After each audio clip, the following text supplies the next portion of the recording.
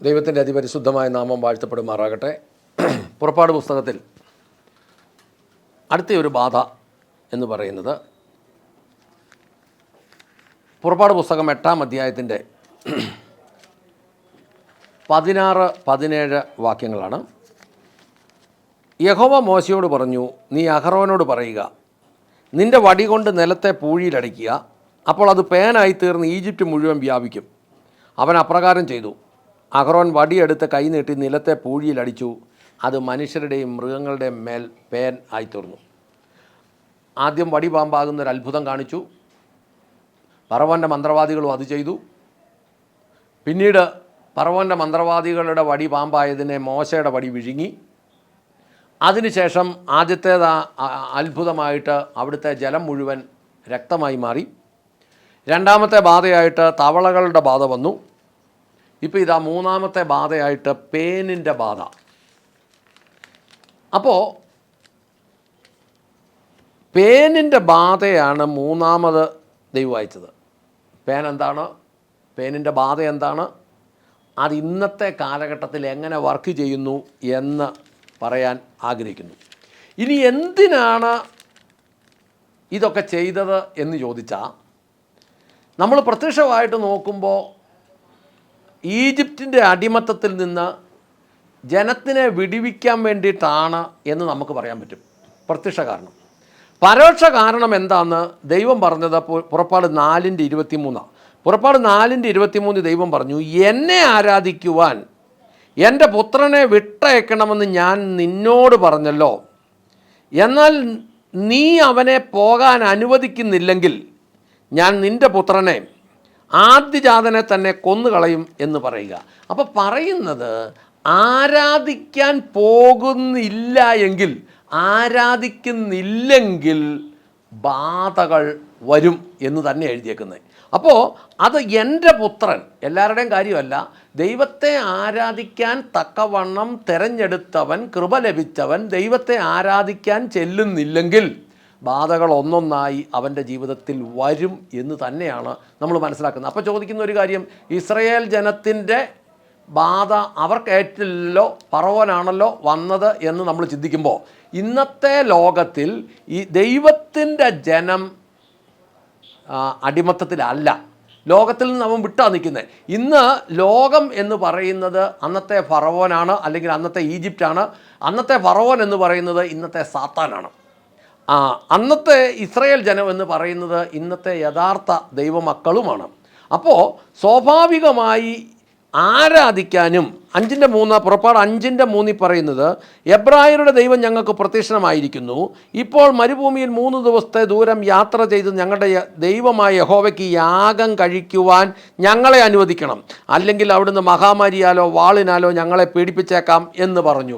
അപ്പോൾ യാഗം, അവിടെ അവർ ഇസ്രായേൽ ജനം പറയാൻ, ഞങ്ങളെ അയക്കണം, ഇല്ല ഞങ്ങളെ ഭാരപ്പെടുത്തും. എന്തൊക്കെ രീതിയിലാണ്? മഹാമാരിയാലോ വാളിനാലോ ഞങ്ങളെ പീഡിപ്പിക്കും. അപ്പോൾ നമ്മൾ കൃത്യമായിട്ട് മനസ്സിലാക്കണം, ആരാധന മുടക്കുന്നവൻ അവൻ ദൈവപ്രീതി പ്രാപിക്കുകയില്ല. അപ്പോൾ ആ കഷ്ടതയുടെ പ്രധാന കാരണം എന്ന് പറയുന്നത് ആരാധന മുടക്കുന്നത് കൊണ്ടാണ്. ആരാധന മുടക്കിയാൽ അത് കഷ്ടതയ്ക്ക്. ഈ കഷ്ടത വന്ന വഴി, അല്ലെങ്കിൽ ഇവർക്ക് ഈ അടിമത്തം വന്ന വഴി, അത് പുറപ്പാട് പുസ്തകം, ഉൽപ്പത്തി പുസ്തകം 15-ാം അധ്യായത്തിൻ്റെ 12, 13, 14 വാക്യങ്ങൾ നമ്മൾ വായിക്കുമ്പോൾ അവിടെ ഇങ്ങനെ എഴുതിയേക്കുന്നു, സൂര്യൻ അസ്തമിച്ചു കൊണ്ടിരുന്നപ്പോൾ അബ്രഹാം ഗാഢനിദ്രയിലായി, ഭീതിപ്പെടുത്തുന്ന കൂരിരുട്ട് അവൻ്റെ മേൽ വന്നു.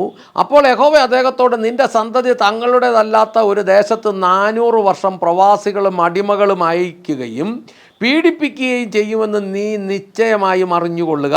എന്നാൽ അവർ അടിമകളായി സേവിക്കുന്ന ജനത്തെ ഞാൻ ശിക്ഷിക്കും, പിന്നീട് അവർ വളരെ സമ്പത്തോടുകൂടി പുറപ്പെട്ടു പോരും.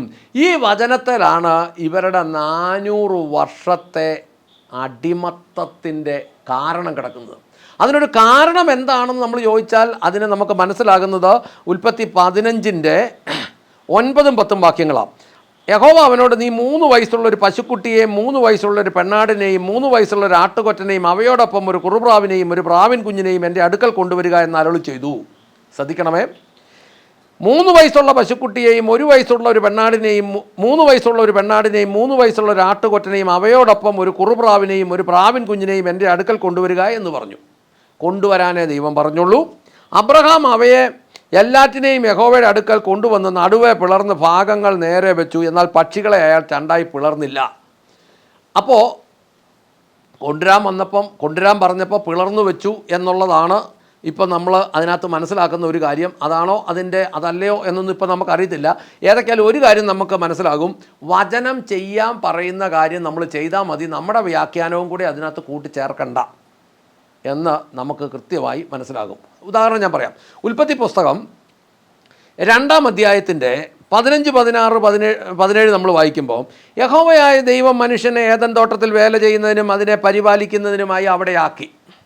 യഹോവയായ ദൈവം അവനോട്, നിനക്ക് തോട്ടത്തിലെ ഏത് വൃക്ഷത്തിൻ്റെയും ഫലം ഇഷ്ടം പോലെ തിന്നാം, എന്നാൽ നന്മ തിന്മകളെക്കുറിച്ചുള്ള അറിവിൻ്റെ വൃക്ഷത്തിൻ്റെ ഫലം തിന്നരുത്, തിന്നുന്ന നാളിൽ നീ മരിക്കും എന്ന് കൽപ്പിച്ചു. ഇനി 3-ാം അധ്യായത്തിൻ്റെ 2-3 വാക്യങ്ങളിൽ, തോട്ടത്തിലെ വൃക്ഷങ്ങളുടെ ഫലം ഞങ്ങൾക്ക് തിന്നാം, എന്നാൽ തോട്ടത്തിൻ്റെ നടുക്കുള്ള വൃക്ഷത്തിൻ്റെ ഫലം നിങ്ങൾ തിന്നരുത്, അത് തൊടുകയും അരുത്, അങ്ങനെ ചെയ്താൽ നിങ്ങൾ മരിക്കുമെന്ന് ദൈവം കൽപ്പിച്ചു എന്ന് സ്ത്രീ പറഞ്ഞു. ദൈവം ഈ ഫലം കഴിക്കരുതെന്നേ മനുഷ്യനോട് പറഞ്ഞുള്ളൂ. അവിടുത്തെ തൊടരുതെന്നും കൂടെ സ്ത്രീ കൂട്ടിച്ചേർത്തു. അതാണ് ഇപ്പോഴത്തെ പ്രശ്നം. അതായത് ദൈവം പറയുന്നതിനപ്പുറത്തേക്ക് പല കാര്യങ്ങളും കൂട്ടിച്ചേർക്കുമ്പോൾ അത് ദൈവവചനത്തിൻ്റെ വ്യവസ്ഥയല്ല എന്നാണ് നമ്മൾ മനസ്സിലാക്കുന്നത്. ഇനി ഉൽപ്പത്തി പുസ്തകം 15-ാം അധ്യായത്തിനകത്ത് 9, 10 വാക്കുകൾ ഒന്നും കൂടെ നമ്മൾ നോക്കുകയാണെങ്കിൽ, 3 വയസ്സുള്ളൊരു പശുക്കുട്ടിയെയും 3 വയസ്സുള്ളൊരു പെണ്ണാടിനെയും 3 വയസ്സുള്ളൊരു ആട്ടുകൊറ്റനെയും അവയോടൊപ്പം ഒരു കുറുപ്രാവിനെയും പ്രാവിൻ കുഞ്ഞിനെയും എൻ്റെ അടുക്കൽ കൊണ്ടുവരിക എന്നരുളി ചെയ്തു. കൊണ്ടുവരാൻ പറഞ്ഞാൽ കൊണ്ടുവന്നാൽ മതി. അതുകൊണ്ട് എന്തു വേണ്ടി?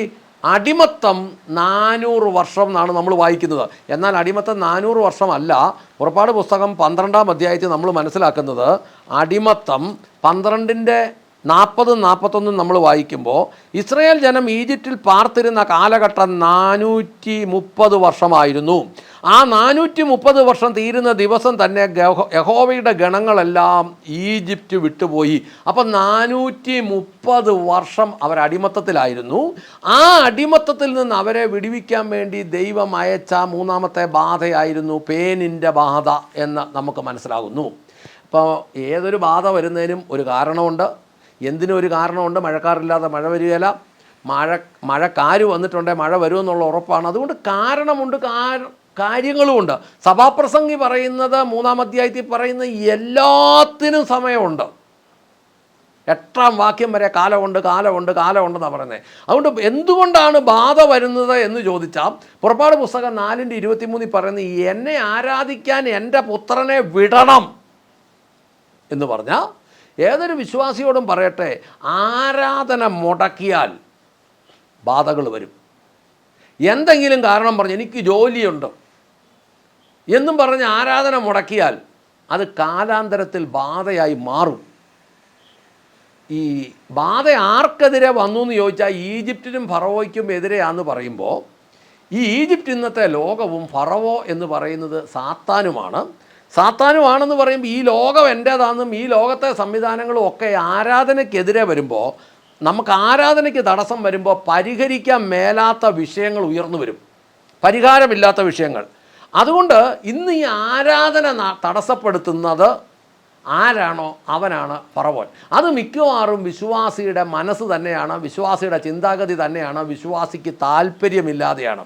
അപ്പോൾ ആരാധനയ്ക്ക് തടസ്സമായിട്ട് വ്യാപരിക്കുന്നവൻ, ആരാധനയ്ക്ക് താല്പര്യമില്ലാത്തവൻ, ആരാധനയ്ക്ക് താല്പര്യപ്പെടുത്താതെ ഒരുത്തനിൽ വ്യാപരിക്കുന്ന ആത്മാവ്, അത് ഫറവോനാണ്. അത് ഒരുത്തൻ്റെ ഉള്ളിൽ വർക്ക് ചെയ്യുമ്പോൾ ദൈവം അവനെ വിടുവിക്കാൻ വേണ്ടി ബാധകൾ അയക്കും. അക്ഷരികമായി ഈ ബാധ ആർക്കിട്ട് കൊള്ളുമെന്ന് ചോദിച്ചാൽ വിശ്വാസിക്ക് തന്നെ കൊള്ളും. ഈ ബാധയെക്കുറിച്ചുള്ള ഡീറ്റെയിൽസ് നാളത്തെ വീഡിയോയിൽ വീണ്ടും പറയാം.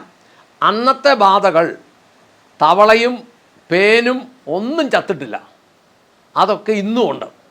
അങ്ങനെയാണെങ്കിൽ വിശ്വാസി വ്യക്തതയോടെ കാര്യങ്ങൾ മനസ്സിലാക്കിയിരിക്കുന്നില്ലെങ്കിൽ, അനുസരിക്കുന്നില്ലെങ്കിൽ, ആവർത്തന പുസ്തകം 28-ന്റെ 1 പറയുന്നത് പോലെ വചനം ശ്രദ്ധയോടെ ഗ്രഹിച്ച് അനുസരിക്കുന്നില്ലെങ്കിൽ അത് മിക്കവാറും അവസാനം വാലല്ല തലയാക്കും എന്നുള്ളത് തലയല്ല വാലാക്കും എന്ന് വായിക്കേണ്ടി വരും. അങ്ങനെയാണെ പ്രാർത്ഥിക്കാം. സ്വർഗസ്ഥനായ ഞങ്ങളുടെ പിതാവേ, ഞങ്ങളുടെ കർത്താവായ യേശു ക്രിസ്തുവേ, പരിശുദ്ധാത്മാവായി ഞങ്ങളുടെ നല്ല ദൈവമേ, നല്ല ദിവസനായ സമയത്തിനായി സാഹചര്യത്തിനായി നന്ദി പറഞ്ഞ് പ്രാർത്ഥിക്കുന്നു.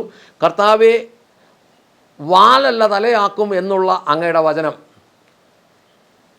തലയല്ല വാലാക്കും എന്ന രീതിയിലേക്ക് മാറിപ്പോകാതിരിക്കാൻ കേൾവിക്കാർ ഓരോരുത്തരുടെയും ജീവിതത്തിൽ അവർ വചനം ശ്രദ്ധയോടെ ഗ്രഹിച്ച് അനുസരിക്കേണ്ടതിന് ദൈവം കണ്ണു തുറന്ന് അനുഗ്രഹിക്കണമേ എന്ന് പ്രാർത്ഥിക്കുന്നു. അങ്ങ് പ്രാർത്ഥന കേട്ട് അനുഗ്രഹിച്ച കൃപയ്ക്ക് നന്ദി. യേശു ക്രിസ്തുവിൻ്റെ ധന്യമുള്ള നാമത്തിൽ തന്നെ. ആമേൻ, ആമേൻ, ആമേൻ.